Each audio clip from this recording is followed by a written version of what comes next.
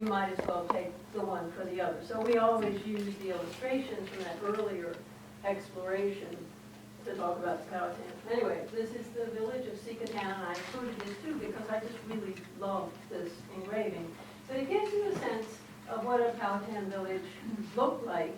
The houses with the arched roofs, they're saplings stuck in the ground, they're covered with mats, which you could roll up in the hot summertime or lower and double up on in the wintertime. Apparently they were waterproof, weatherproof, quite cozy. On the right, you can see gardens, and that includes corn is growing, and pumpkins and things like that are growing. Further up the picture, i.e. in the background, is tobacco, and somewhere in there are sunflowers, which maybe you didn't know. I only learned this about 10 years ago. They are a native North American domesticate. They were domesticated in Ohio, apparently. You also see people carrying out a feast in this main drag there, and some others dancing around these carved posts, and we'll see more pictures of that later. I have to tell you that nobody's really sure what those posts are. They were a feature of religious houses, which the English call temples and we call Quiakkasins. Well, the Powhatan called them Quiakkasin, so I call them Quiakkasin. They usually had a ring of these carved posts, and it's just a face with like a cowl around it, and one of the writers says they look like nuns, but apparently they were male. But what they signified, why they were important, how they were used, nobody ever found out, so I can't tell you, but here we see these Carolina Indians doing a dance in and amongst them. A lot of trees, not too densely packed, probably really a sweet place to live, these towns.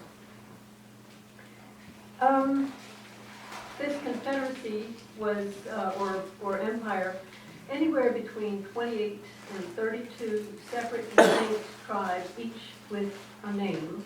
Powhatan is one such tribe. They lived up around Richmond. And there's the Pamunkey, obviously descendants today of one of them, the Mattaponi, the Chickahominy are smack in the middle of this group of people, and they were semi-independent. It really makes you wish you could go back and just ask people questions, because the English do not do a great job of sorting out all these political relations. Each one of these tribes, and then each town that's part of the tribe, has its chief, or a werowance. And then the chief has a council. Some of these chiefs, by the way, were women. There seem to have been women in the council, too. So this is not a lecture on gender, so I'm not going to go on and on about that, but I think you need to know that. And the importance of the chiefs for the discussion today is that they were secular people mostly, but they also had some sort of sacred aspect to them, apparently, so that they could go to the shamans, whom I'll talk about because they're really important people here. They could go to them safely and not run the risk of getting damaged by sacred power. They had a kind of protection in that way. And they had other religious duties, which I'll talk about in a minute. So that's kind of an outline. You have a gently hierarchical society here with chiefs and their counselors, and then ordinary people getting on with life, gardening, hunting, fishing, and doing some trading. And I would have to say, in some, that they seem to be healthy and happy, contented when the English got there. So that's all to everybody's credit. Good to know. Let me start a conversation about religion by talking about the divinities that they recognized. And one that they mention is an Otios divinity. He didn't do anything, they said. He was named Ahone. He didn't do anything. He existed.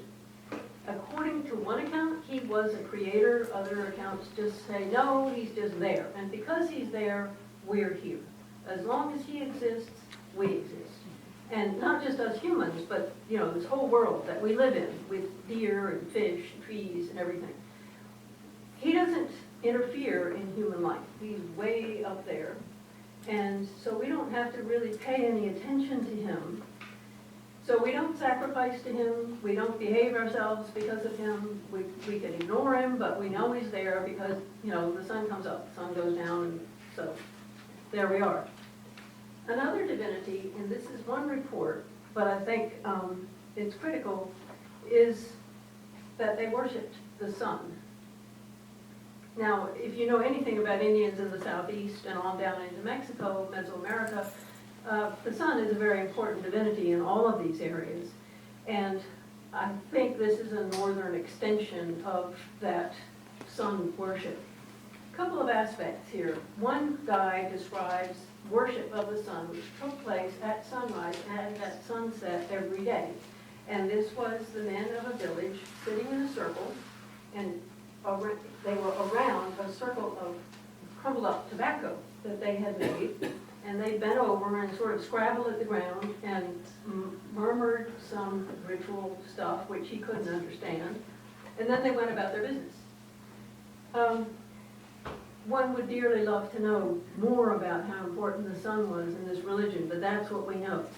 Except for the fact that another English reporter says that in every household, these are just private, ordinary households, there is a fire kept burning permanently. If it goes out, it's really bad luck for the family. And the person in charge of keeping that fire going was the woman of the house, the wife, the mother. That was, again, we dearly love to know whether women had other religious duties that were maybe more public. We just don't know. But that was certainly something that they were responsible for. And in other cultures in the southeast, the fire in the house is held to be a kind of refraction or reflection of the sun divinity. So there's a little bitty piece of sacredness, of spiritual being in every house. And she was in charge of looking after it, just like her children. Now we come to somebody that we know a little bit more about, and this is the Great Hare, H-A-R-E.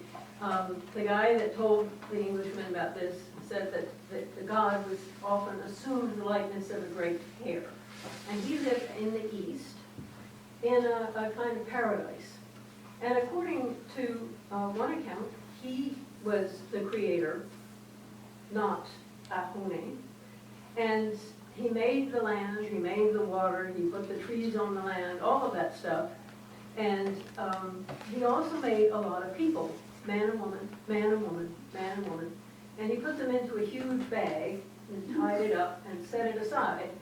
And he had 4 assistants, 4 lesser gods, who were the 4 winds. So north, south, east, west. And they came along and said, those people you have in that bag, we want to eat them. Let us have them. And he rebuked them. He said, no, they're not for you to eat. Just go away. Leave them alone. So then he made an enormous deer and set it on the land, and these gods, being thwarted of eating these people, went after the deer and killed it and dressed it and ate it. And that was okay. So then the great hare took the hairs off the skin of this deer and sprinkled them around on the land, and each one of them turned into a deer. So you can see, providing for the people who are to come, because at this point he lets them out of the bag, and he puts one couple in each one of the Powhatan territories, like Pamunkey and Matapana and Chickahominy and Nansemond and so on. And that's why we have people in the world, and they have the deer given them by the great hare to live on. According to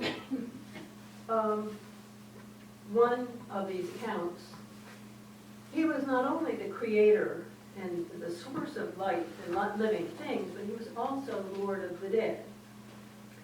Now, the only female divinity that any of these people talk about is a goddess who kept open house, really lavish, wonderful open house, on the path that the dead took from where they lived to this creator god, this hare, in the east.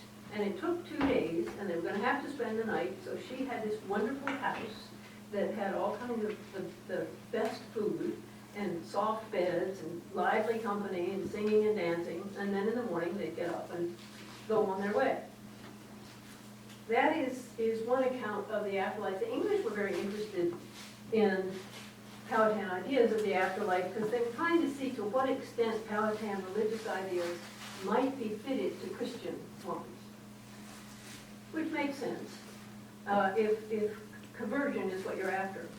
So we have actually 3 stories about the afterlife, and I have no idea how these fit together or if they're regional. So one of them belongs in southern Tidewater and another comes from Potomac. I really don't know, but here they are.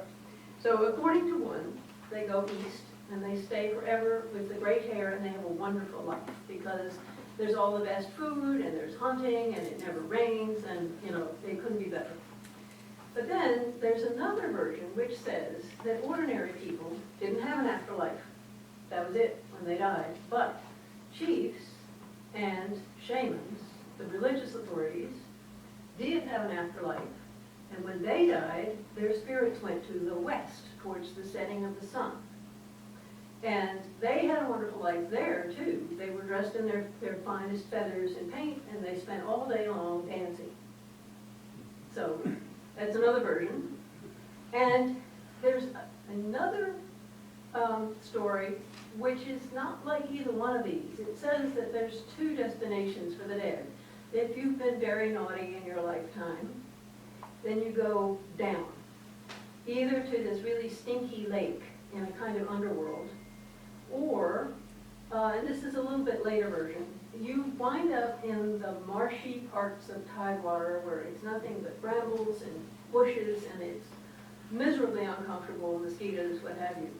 If you're good, then you go up, and there's plains and fertile plains and groves of trees, and the same old thing, deer to be hunted and fruits to be plucked and happiness all around.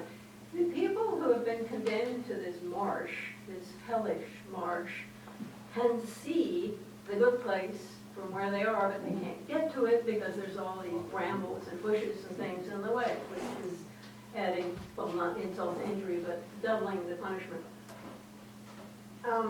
There's been some speculation that this last story is heavily influenced by Christianity. And to that, 2 comments. One is, so what? If they liked what Christianity had to say about an afterlife, then they adopt it, and that doesn't make them any less Native American. It's just they're adding to their repertoire of what they know. The other is that actually Raleigh's expedition to the Outer Banks, 1585, has the same story. And this is before they had any commerce with Europeans, really, enough to be giving them ideas about heaven and hell. So I think it is an indigenous notion. And I don't know, I'm not going to say the missionaries got their ideas from the Indians, but you can think about it. So now we come to a really important divinity. The English said that this divinity was the most important one to the Powhatan, and all the stuff that they talk about, I have to agree with them. Now, the way they write the name is O-P-O-K-E. And I want to say a little bit about this word, because it's well, never mind about the cuz. I want to say a little bit about this word. This is actually an Iroquoian word. It's not an Algonquian word. They borrowed it from Iroquoian speakers up, well, probably Pennsylvania, coming on down to Chesapeake. How that happened, who knows, but they did. Now, the English interpreted this word as a proper name for this one divinity, who they said was really mean. He punishes them. He stirs them up. If they misbehave, if they don't do what they're supposed to do, he comes along and causes war. He makes them sick. He makes, this is typical for the time, their women unfaithful to them. Well, you know, what if there's a woman who's doing really dumb things, like stealing from her neighbors and not keeping her house clean and so on? If that's a crime, I don't know. And so what does he do to her? Only the men ever get punished. All these women were, and only the men ever die too. You never find what happens when a woman dies. Who mourns for her? We have no idea. She mourns for the guys. Anyway, so so they are writing about Oki as if this is a proper name, like Jesus. But if you look at the way the Iroquois use this word, and if you look at Native American religions generally, what you find is that they'll use a word like that to mean spirit generically. And it's not just spirit, but it's manifestations of spirit. This, I think, is important for trying to understand Powhatan going about their daily business. Manifestations of spirit can happen anywhere. It's anything that's strange, that's unusual, a really terrific thunderstorm, for instance. Now, we explain all this in practical material terms, but they don't. They explain everything in spiritual terms. So really violent, and you know how they can be in Tidewater in the summer, scary. That's Oki or somebody, some spirit, expressing grave displeasure. And the shamans go out and offer appeasement by dumping things in the water, tobacco, red paint, and stuff like that, in order to abate this thunderstorm. I don't know what we've done wrong, and we're sorry for it, and here, take this, leave us alone. But it could also be an animal behaving oddly, a bird flying in a strange way, a stream not doing what you would expect it to do. That's a manifestation of spirit. I have to say at this point, this is me telling you this, because the English don't get into subtleties like that. But reading ethnographies of other Native North Americans, that's very much how they do think it. So you can imagine your young hunter out in the woods, your young housewife out by the river collecting tuckahoe, whatever it might be.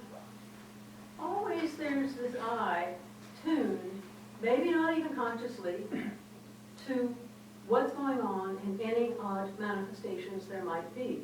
And then you know that spirit is there with you, either for you or against you, but you know that it's there.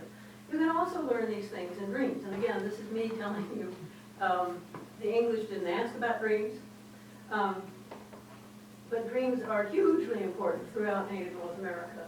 So we have to suppose that for the Powhatan it was no different. And you could dream of a certain kind of bird shedding a feather. Next day, here's a cardinal feather. I dreamed about this. I'm supposed to wear this. And when it disappears, then I get another one. But I have to wear a cardinal feather, and that means the spirits are with me and I'm with them, and that's how it should be.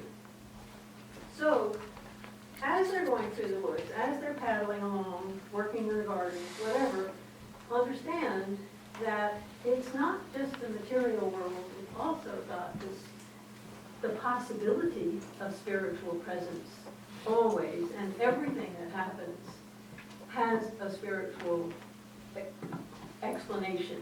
And what we as humans have to do is figure out what that is.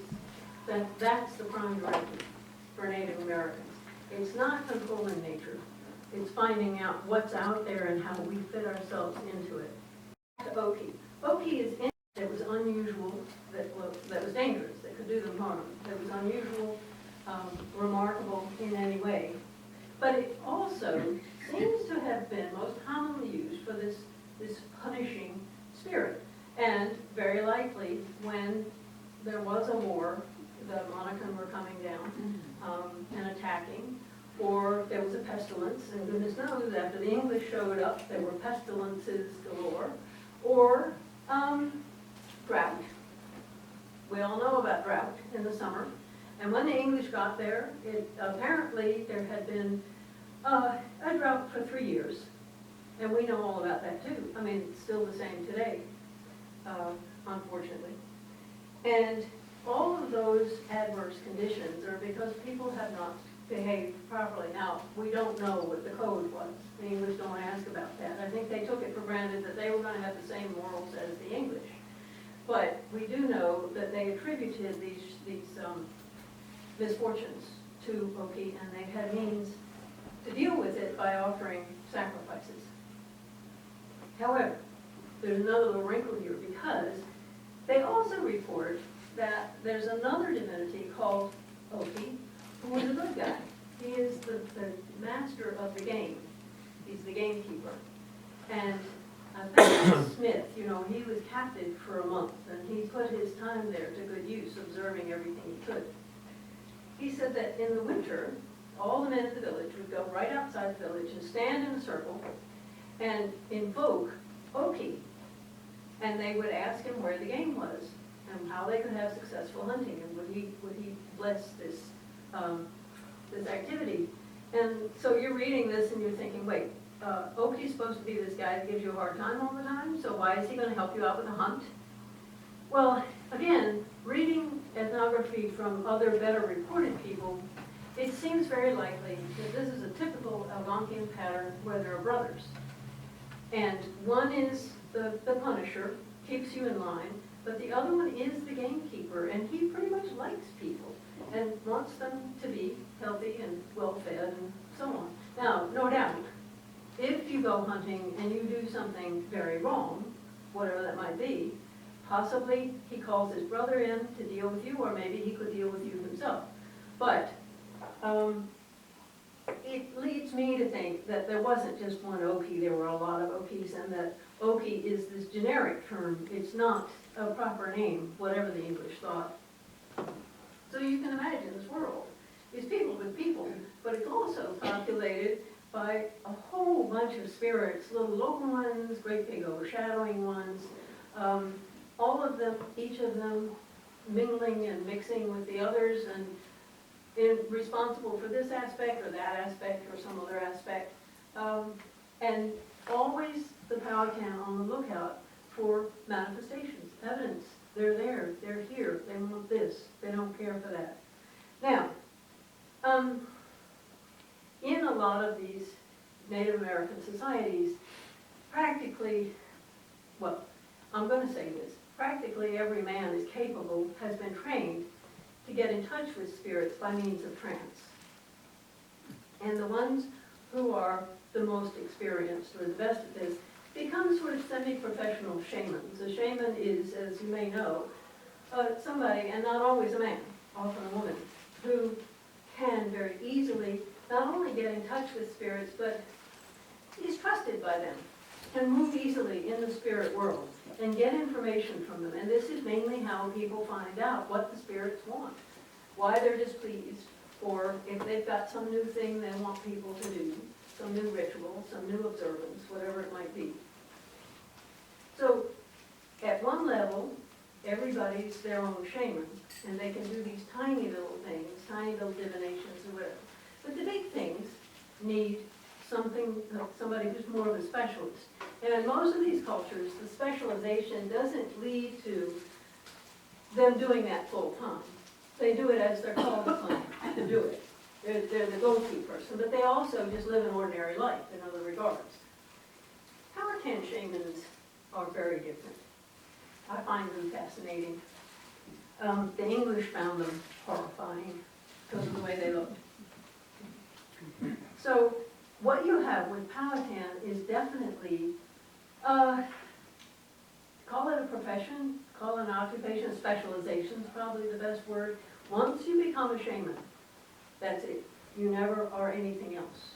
You do not do any other kinds of activity.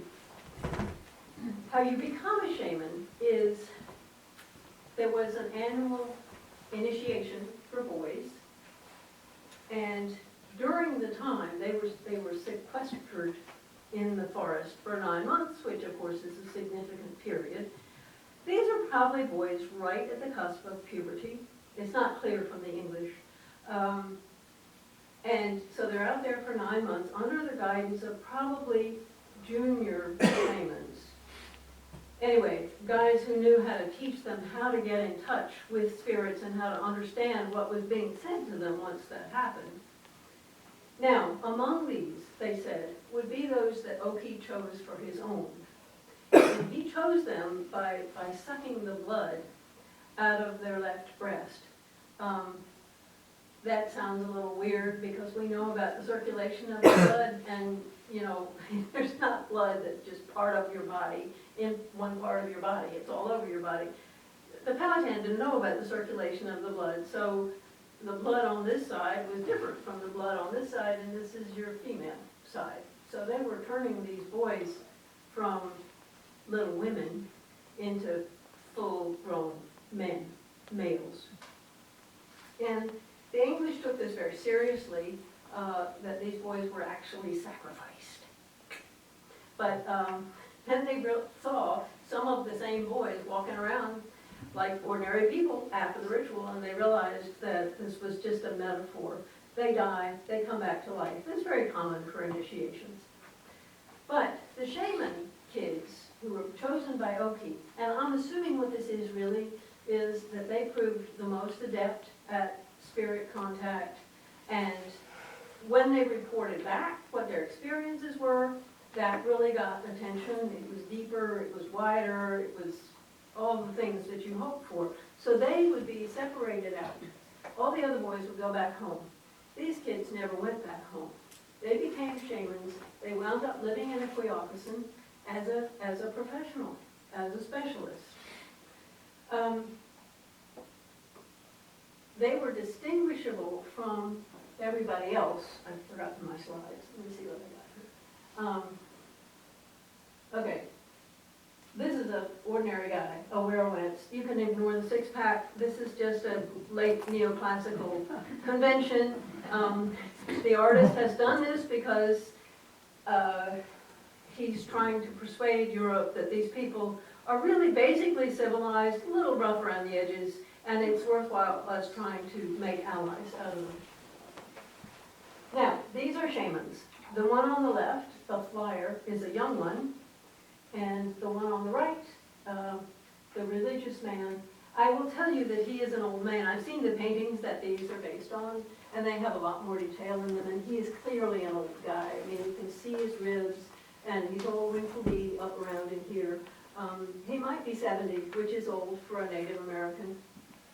But notice the clothing for both of them. This guy's practically naked, and he's being shown in this attitude because he's in a trance. The other guy is not obviously in a trance, but notice the clothing. He's wearing his petticoat, which is made of fur, with the fur outside. I mean, how useful is that in the winter? Everybody else wears their clothing with the fur inside. If we go back to our werewolves, this is standard male garb, this fringed apron on the front. Now, a lot of guys, or some guys, would wear an apron at the back too, but it wasn't considered necessary. But obviously, very different, and not just because he's a chief. From the way a shaman looked. Also notice the hair. His head is basically shaved except for this little stand-up mohawk at the top and a fringe along here, and it was stiffened with bear's grease.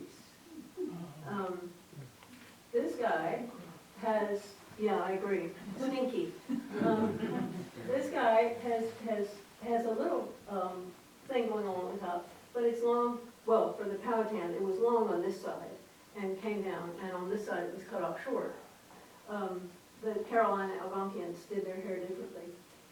You can't see it from these engravings, but an ordinary Powhatan man or woman would be painted with red paint all on their upper body, face, shoulders, chest.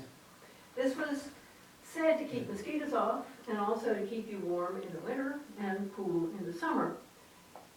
The shaman wears black paint. And he apparently never bathes because one of the colonists describes him as having this black paint flaking off as he's walking through. And then his fur garment is also not well looked after, so hanks of fur are hanging off and so on. And he really, these people are dreadfully prejudiced. So they're going to describe the shamans in the worst possible light. But it's possible that that's really what they looked like. They didn't tend to their bodily selves because they were on the side of the spirit. To us, black suggests mourning death. For Algonquins, it means spiritual contact. So a person who's painting himself black all the time is in the realm of the spirits more than he's with us. And that's what this guy is. So, okay, I'll get to mummification in a minute. This is an interior of a Quiakkasin. You can see our same old guy there, crouching by the fire, because he has to have a permanent fire in here too. And that's his bed, which you can just make out, those two crossed over skins underneath. And before you get too appalled, these poor chiefs, and they are mummies of deceased Werowens's, they were not stretched out like this. They were rolled up in beautiful white deer skins, and along with a lot of their wealth, which was placed in their abdomens, and not stretched out like newborn babes there. That's really pretty gruesome. But shamans did live in Quiakkasins with the dead. So the Quiakkasin looks like anybody else's house, except it's probably longer and it's most carefully oriented east and west. So the rising sun comes in through the door. Inside, there's a partition with a door, and beyond that is this platform with the bundles of the mummies, these wrapped up, mummified chiefs. And there's also, somewhere in there,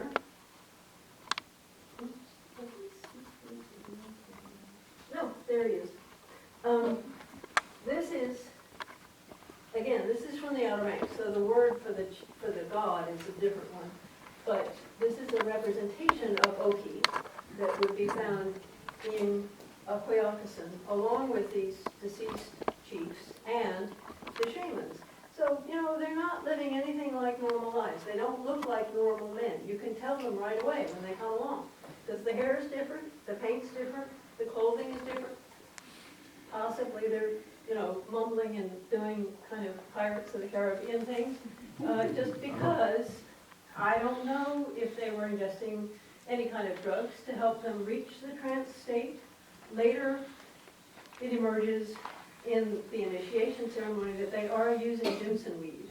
So they may have been doing this from the get-go. It's very difficult to tell. But all of that, and then they're not living in a house with a wife and children and a garden outside. They're living in this Quiakkasin, which is way out in the woods, separated from everybody else. It's a dangerous place to go because it is full of sacred power. And if you, an ordinary person, go in there, you run the risk of polluting it because you're not sacred. And you also run the risk, well, it would be like you picking up a live wire off the road after a thunderstorm. Not good. That could hurt you. So they're separated out and living with mummies. And also, they're not doing anything productive economically. They don't fish, they don't hunt, they don't garden, they never marry, they have no kids. And another interesting thing about them, from this point of view, all these other boys, after their initiation, they go back to their families and they get married and they have kids and, you know, they replicate the society. That's fine. They're very much tied to their kin roots and to their tribes. These shamans, when they're identified during the ritual, I don't know how this works, but let's imagine the people who are in charge can let various Werowenses know that here's a couple likely boys, here's 3 likely boys. Because the Werowenses have as one of their chiefly responsibilities to attract the services of a good shaman. And in some places, like Pamunkey, there's 3 or 4 because there's just so many people. And you have at least one of these for a tribe, and sometimes you have a religious house for a town, for each town in the tribe. So this is a lot of people he's got to find, and if they get too old for the job or they die, they have to be replaced. All the mechanics of this we simply don't know because the English didn't bother to ask, but these are reasonable ways of figuring out what might have happened. So he winds up maybe where he grew up, but very likely not. So he's severed from his family, he's severed from his community, he's severed from his tribe. He winds up being the intercessor between people and spirits in a completely strange place. And this is another way of saying he's not of this world. I mean, he is. He's a physical being who needs to be fed and have a house and some clothing. All of this is supplied by the Werowance and his people. That's partly why they pay tribute to the Werowance, so then he can get food to his shamans, get clothing to his shamans, whatever else it might be that they need. Okay, and in return, they advise him. And they say, the reason your crops are failing is thus and such has happened. Oki has spoken. Deal with it. And then the Werowance goes back and says, people, this is what we have to do.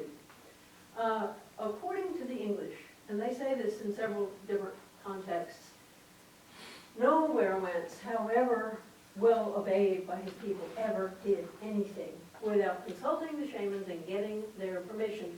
Now what does this tell you? Who was in charge? Not the Werowances. This is a theocracy.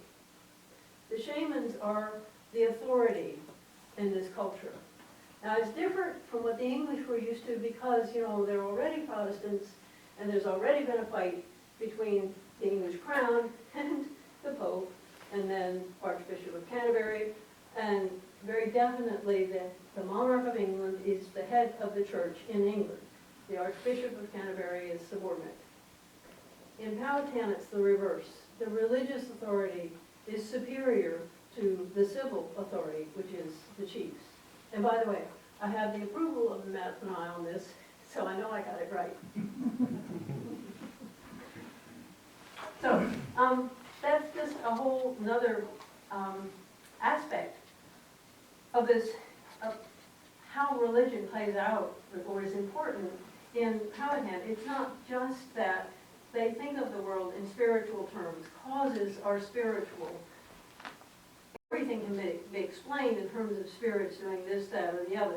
But it's also that anything of any moment that any group wanted to do, they had to have a spiritual approval for that. Going to war and things like that. But that's because, you know, they weren't in a very friendly relationship with the Powhatan at the time, and having them go to war. Which, of course, they did in the massacres of 22 and 44. That tended to loom large in their minds. But there may have been other things that were important, like knowing when to plant, or whether to move a town, and if so, where to, or just split it up, all those kinds of things that would affect a lot of people. And remember, the Werowance now, his responsibility is to see to the welfare of his people, and that includes seeing to the welfare of the shaman, because he can't possibly do a job without his shamans helping him out. Okay, now, there's a bit more to say, because I wanted to say a bit about rituals, even if we don't really know what they were for. But here, again, from the Outer Banks, is a representation of a dance. And you see that they're all dancing around these carved poles, these carved posts. The one thing that's significantly different is that this includes women. And as far as I can tell, in Powhatan, there was only ever one time that women danced. And we do have a lovely description of a typical dance for Powhatan, and it makes it clear that it is only men who participate. The one exception was a dance that Captain Smith witnessed, rather by chance, I think, but it was transvestite. And to an anthropologist such as myself, transvestism is, you know, like dog biscuits to the dog. I just have to figure out what this is about. What he says is he was sitting there with his people, and there was this bare field outside Warawokomoko where they were, because they'd gone to visit Powhatan. And all of a sudden, about 30 women came running out of the woods, shrieking horribly, and covered in paint, and wearing little bitty aprons, and carrying bows, and who knows what. And I won't trouble you with the details, just you have to take my word for it, that this is male garb, this is not female garb for the Powhatan. And this occurred in October. And it is clear that Powhatan New Year was right around October. This is when they had all their serious feasts and celebrations. Because, I mean, after all, look at it. Their gardens have been productive, and anything they're harvesting from the forests, that's also coming in now, so they have a lot to eat. So it means they can have a lot of people together and have a good time, but it also means, you know, they don't have refrigerators. There's no way to preserve this stuff, really. So, well, I mean, you can smoke it, and they did do that, but a lot of it you just have to eat now or it's going to go bad. So, another reason for celebrating in the fall, which they did. So, what I think this is, this transvestite dance of the women imitating men, is celebrating the end of the year and the start of the year. So it's a time in between. It's really not last year, but it's not next year, and everything's, think of Halloween. We do the same thing at Halloween. We turn everything upside down. We have kids running around pretending to be beings that don't even exist, and that they certainly are not. And I could go on, but that's what's happening with that particular ritual. So I told you, women were more important in ritual life and religious life than the English realized. There's another ritual that, this is a close-up from the image of Sikatan, and again, these are guys dancing around those posts. And here's another. There's another ritual that John Smith describes, which is really fascinating. And again, I don't have the time to give you all the details. You can read about it if you want to. But you know, when he was a captive, they performed what he called a divination over him. Now, recent anthropology has suggested that this was not so much a divination as a prelude to incorporation, to adoption. And that the rescue scene that we've all seen so many times in the movies and so on, he was never in any danger. They were not going to bash his brains out.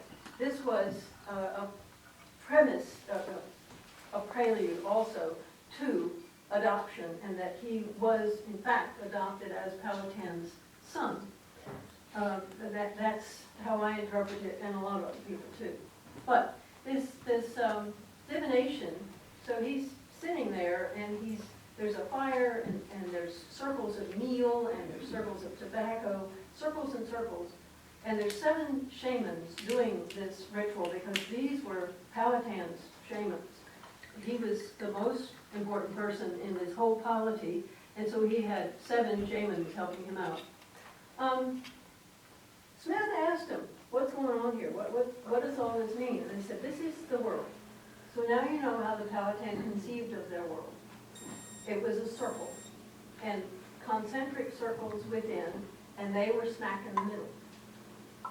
And the English, of course, were way out here. The English saw themselves as smack in the middle, and the Powhatan is way out here. It just shows you.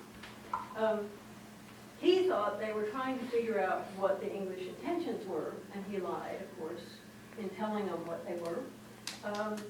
But as I say, my colleagues more recently have suggested that this wasn't really about trying to find out the future. It was moving him spiritually into the Powhatan realm, trying to make him one of them, which, as we know, did not work. But just think, there's a nice alternative in history there. Suppose he had agreed. He would have been shot as a traitor, but still. Oh, and I mentioned the funeral for a dead Werowance. They did mummify their Werowances, and they did this by,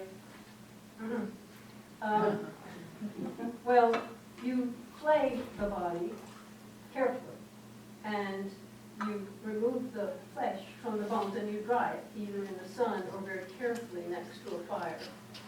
And you sort of tan the skin, and you take all the viscera out and you dispose of them reverently, and you fill the cavity with valuables, pearl beads and shell beads and pieces of copper, maybe a tomahawk blade, things like that. Then you the dried flesh in little pots, and you put the skin back on the skeleton, and where it doesn't quite look like a person, you put sand in there to kind of fill out the hollows and crevices, and you sew it up. And then you wrap it up in these white, carefully treated deer skins and put it in the Quiakkasin, as I said. Now, what happened after that? That picture I showed you makes it look as if they're there forever and ever. But the archaeologists who've been working in Tidewater have found a lot of ossuaries where the bones are all, they're deposited after the body has decomposed completely, and they're just all mixed up. It's not like a Christian cemetery where you go in and the bodies are laid out and you can see where the hands were put and that kind of thing. And the suggestion is that after a certain period of time, you have to make room for the next werewolves and the one after that. So you take some of the older ones out, and again, it's not just throwing them out, but burying them, a secondary burial somewhere else. The English never mentioned this, possibly because nobody figured it was important to tell them, or maybe they just never saw it done. And why would you ask? I mean, they weren't doing that kind of thing, so would it occur to them to ask? But that does seem to have been what happened. Mummification, rest in the Quiakkasin for a while, then reverent removal, secondary burial, making room for whoever was next. Why are they doing this? One thing that seems likely, and I won't go into all the reasons why I think this, is that even in death, werewolves were a powerful force for the prosperity of the people that they had been responsible for in life. Remember, they're the only ones living in a village who are going to have an afterlife, according to one account. Everybody else is just going to be gone. But the fact that they're putting all these valuables, and this is not just because these guys are rich. The reason they have wealth is so they can disperse it. They use it, for instance, to pay warriors to go to war with them. Or they send it to neighboring peoples to secure peace, whatever. All of this to ensure the welfare of people. So I think that what they thought was that even in death, as a spirit, this was a person that we could still count on, that we should count on. And that's why they're treated in this way and put carefully in the Quiakkasin, which is, think of it as a heater. But it's not emanating heat necessarily, it's emanating a power that enriches the land, that makes things possible. I thought I would just say a word or two about what happens when this meets Christianity, because there's not that much in common. This is not my specialty, and so it's going to be very cursory.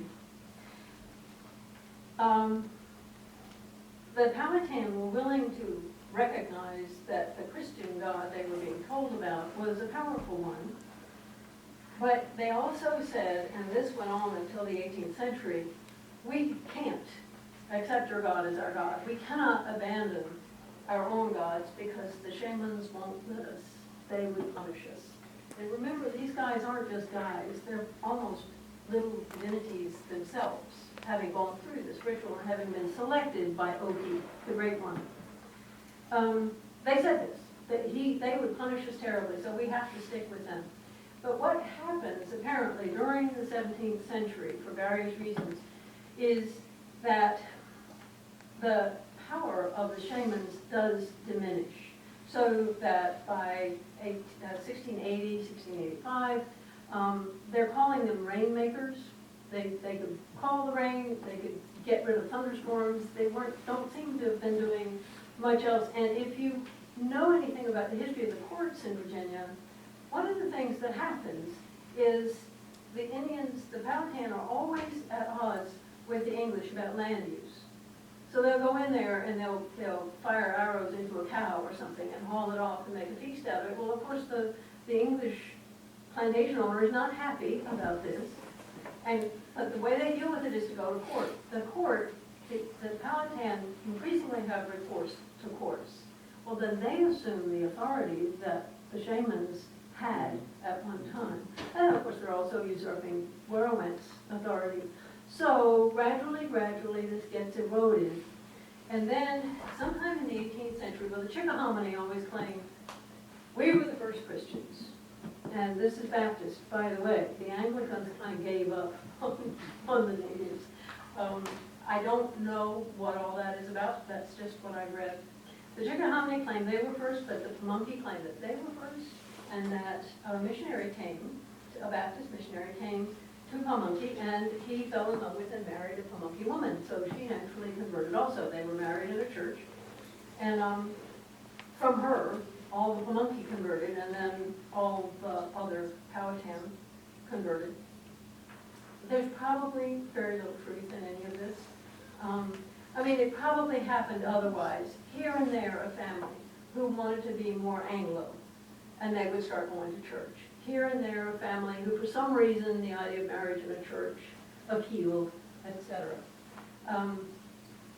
So by the end of the 18th century, you have Christianized and very, in many ways, not always, very Anglo-like people, descendants of Powhatan and Pocahontas.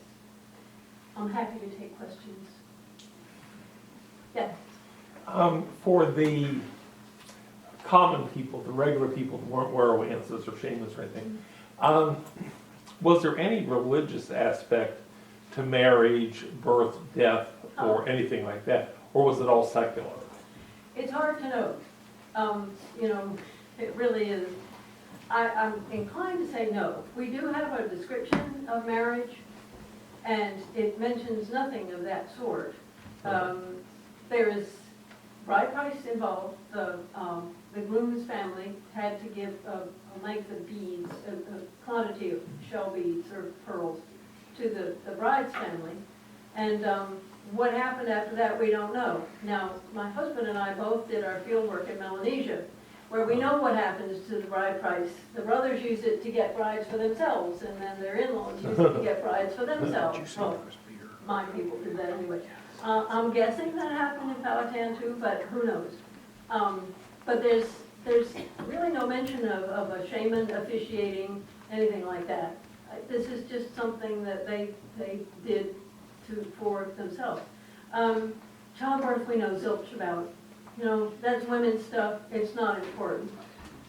That's the view. Women have babies. What's the big deal?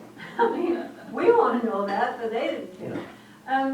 And as far as any kind of ritual for deceased, I have no idea. They don't report that. Now, one thing I should have mentioned is that these shamans are also the doctors, and there is a ritual for if you're ill. And they come in and they asperse you with water, and they wave you with a little fan of feathers and mutter over you, whatever that is. Presumably you get better. But no, not like an Anglican tradition, no. Yeah, so it was more transactional. Well, yeah. Between the female's family and the male family, yeah. Right, yeah. Not a sacrament. No. No. Yes. Is there any study that the Anglicans in London got an overall view of what was going on over here, and they said, we're not going to send any bishops over, you know? That I don't know. But we about the bishops. have the priests and the rectors and so forth, and they could sort of do that. But. You know, reading the records of the Virginia Company, when I was teaching, I was on committees, and I thought they were the dumbest things in the world. Don't take this personally, anybody who's on a committee, because I know they can do what they're supposed to do. It is a group that is committed to doing something, and I know that can happen, but mostly it doesn't, you know this. And when I'm reading this in 1620, and find out that those committees are doing exactly the same thing, it was held over to the next quarter day. We decided to wait on this for a year. But one of the things they're always concerned about is supporting the colony, obviously, and that includes getting clergy over here. and finding somebody who's willing to come and deal with the salvages, I think it wasn't that easy. And you have people who are giving money, it's reported, to find a clergyman, to provide him with books, to have a house built once he gets here, and then the money just sits there because there are no candidates. So, yeah, in that circumstance, they're certainly not going to send the bishop over. If a bishop could be found, probably not. It was a very uphill battle, trying to get this colony established. Yes? Was it a henotheistic religion? I mean, was there hierarchy of the gods, one being over the other in control of, or? Nobody knows. My guess is absolutely. Yes, and this is partly because of the way society was organized, and partly because if you go throughout the Southeast, you'll find that exact same thing. But how all these people are related, how these beings are related, now I thought, the other thing is that, okay, if you read anything about Aztec religion, for instance, and a lot of this stuff is derived from Mexico, I'm convinced, they have tried over and over again to create a typology of Aztec gods, and it cannot be done because they all have aspects of each other, and at some level they all mush into each other, and they wind up being the creator couple, male and female. When sometimes she's on top, sometimes he's on top, depending on the season. So I'm guessing that if you ask the Powhatan in 1600, something like that, oh yeah, sure, there's a hierarchy, there's some up there, some down here, or whatever. But then if you tried to get particulars, it would be very slippery. And it would probably also vary even from town to town, let alone if you were down in Andaman, then you went all the way up to Potomac. I think even in what we consider a small space, there would be a lot of variation. So my guess is yes, but beyond that, and I could be wrong too, because it's just my guess. Not very helpful. Robert, did you have a question? Well, so how do the English accounts? How many accounts is it? Smith and Harriet and other people. How voluminous is what you have to work off of? No. And I guess has archaeology filled a lot of some of those gaps in recent years? I wasn't actually going to talk about this, but since you asked, okay, Smith is obviously huge. He's critical. But there's also William Strachey, and he can't be dismissed. He copies a lot out of Smith, which I think just shows that Strachey was the secretary of the colony. He was here until 1612. He came in 09 and left in 12. So he was here for a while. And he took a great interest. He didn't just sit in some little counting house and scribble things. He walked around and he met people. And I love Strachey because he was interested in women. Now, we do not ask him what that interest consisted. But does it matter? He tells us about women. Nobody else really tells us about women. And he tells us about particular women. And he tells us about very naughty chiefs' wives who were caught, and never mind, you can read Strachey. So he copies Smith a lot, but he also has his own things that he's interested in, and he puts them in there. So he is not to be ignored. There's also Alexander Whitaker, I rather like. It's a short piece. He's the one who converted Pocahontas to Christianity and then married her to John Rolfe. Alexander. Whitaker. He unfortunately drowned in the James, very young, but after he'd done his other things. The thing I like about him is that because he was a Puritan divine, he was interested, very committed to converting the Powhatan, and then he had to ask questions about the religion so that he could translate what he wanted to talk about in terms that they could understand. He loathed the shamans. He really did. But he is the one who tells us that the way they lived was like unto the popish hermits of our age. That's where you find out that they were not living in villages like everybody else. They were out there in the woods, living like hermits. No wives, no gardens, no nothing. Just this house and some pit people. And Well, you have John Wolfe. He wrote an account. There's a guy called Rafe Mawr who, now, he comes along after Pocahontas is captured and married, because he writes about her as the non-pareil of the country and the great hope of our enterprise and so on and so on. He went to Powhatan to try to broker a marriage between a younger daughter of Powhatan's and whoever the governor was at the time, Thomas Gates, I think, who was a serious ratbag because Mrs. Gates or Lady Gates or whatever she was still living in London.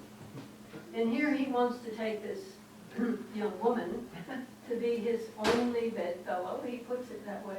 Powhatan, bless his heart, he said no. You've already had one of my daughters. You're not going to have another. Anyway, she's already married, and I'm not bringing her back from her husband, so go away. So these are early people. Oh, and then of course there's all the guys who are going up the James River for the first time. So there's Gabriel Archer and anyway, the guy who was the first governor, who apparently was a real waste of time. Now Harriet, you mentioned Thomas Harriet, who is one of my heroes, but he is part of the earlier expedition to the Outer Banks. And he was up in Chesapeake during the winter. But what he discovered has never been published. I don't really know what he found out up here. I'd love to know. But we do rely on his account from the Outer Banks to fill in gaps that we have for the Powhatan too. There's some stuff in Samuel Purchas, in Purchas's Pilgrims, because when Pocahontas went to London, she took an entourage, including an uncle, who wound up spending a lot of time with Purchas and telling him all kinds of stuff. So there's stuff in one of the, I think it's the 17 or the 25 edition of Purchas that is not found in Smith or any of these other people. And George Percy, who's the guy who tells us about the sun worship, he wrote a couple of accounts. One of them was quite heartbreaking, really. He was disgusted by the way the English were carrying on in this area. Sometimes you wonder, who were the savages? And other times you know who were the savages. So, but you know, mostly these are like letters home. They're not books. And when you get to Robert Beverly now, there's a book, History and Present State of Virginia, but there's only one smaller section in there about native Virginians. So it's not as much as we hoped for. Yes. Years ago, I read The Masks of God by Joseph Campbell, where he talked about the commonalities between various religious traditions, as I recall. I don't remember, honestly, whether he said anything about Native American spirituality and how it relates to other traditions. Do you know anything about that, or others who've done it? I haven't read Campbell, I'm afraid. So I can't speak to him directly. A lot of stuff that you find in North America, not all, because if you're talking about Northwest Coast and up around the Arctic, that's more Pacific and Asian. But down, you know, sort of 5440 and south, there is so much of Mexico and Mesoamerica, and that also spreads south. So you get a lot of that in even in lowland South America and also up in the highlands where they're growing corn. So there's a lot of similarity within Native North America or within the Americas. It's only in the most general sense that you can find similarities elsewhere. I know, for instance, there was a massive study done in the 50s about shamanism in general. Yeah. And one of the things he talks about there is that a common image in shamanism is that there is this world tree, or there is a tree, or there is a pole. And the shamans report that when they become entranced and they're going to go into the other world, they don't go out there. They go up there, or they go down there. There's always this post or pole. Now, that's also very common in the Americas. Even today, in some Mayan churches, the cross that they put up at Easter or any time in there That, to a Christian, is a cross. But to them, it's their old world creed, which they also represented in the shape of a cross. So what they saw was these people coming along and telling them something they already knew. So they were happy to accept it. Well, I'm not saying that the cross that figures in the Gospels is a world creed.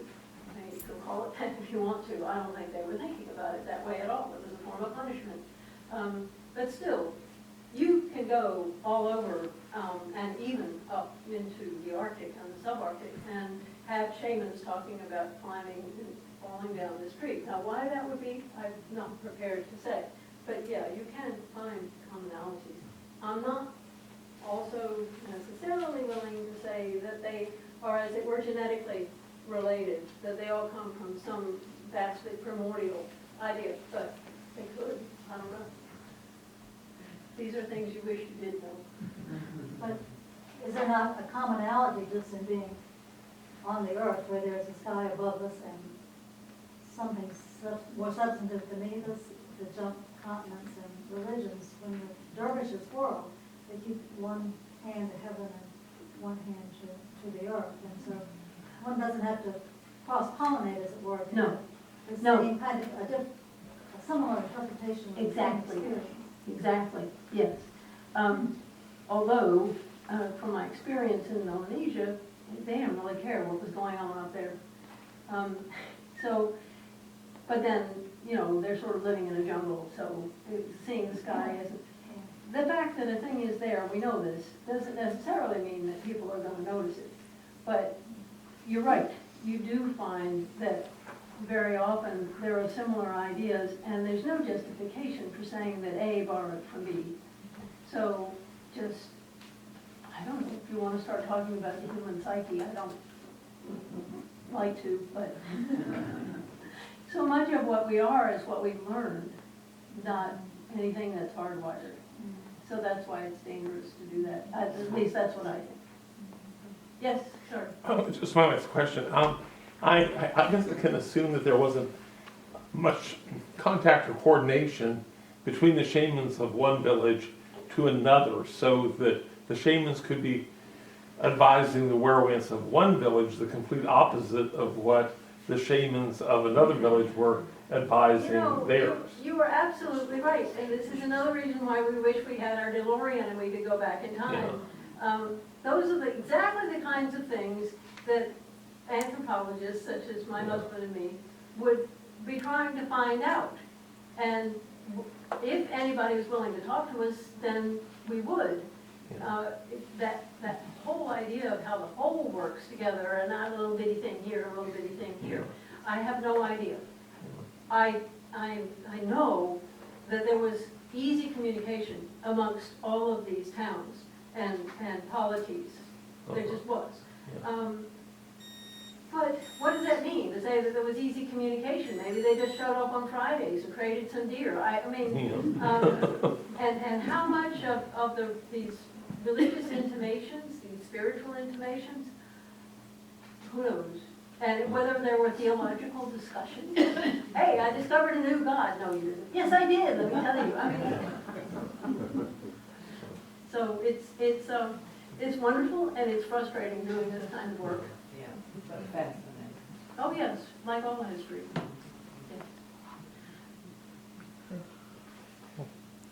Thank you very much. Thank you.